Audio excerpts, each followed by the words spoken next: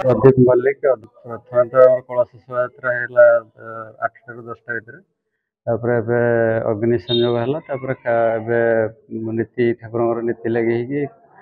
खाद्यपेयर भी व्यवस्था है राति प्रत्येक दिन राति सांस्कृतिक कार्यक्रम अच्छी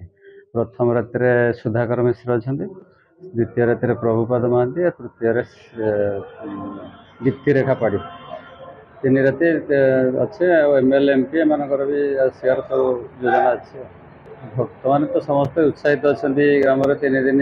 ये आमर मंगलांकर ना हनुमान जगह आ 3 दिन भी मंगलांकर अच्छे 6 दिन व्यापी आम विराट फंक्शन ये सब पाला ये सब अच्छी समस्त बहुत खुशी अच्छा से प्रथम राति आज अच्छे सुधाकर मिश्र टीम और काली आसंता काली आपणर प्रभुपाद महांती और साथी तृतीय जो दिन पूर्णाहुति अच्छी आम से दिन अच्छा दीप्तिरेखा पाड़ी भजन मंच श्री गुंडीचा भजन मंच।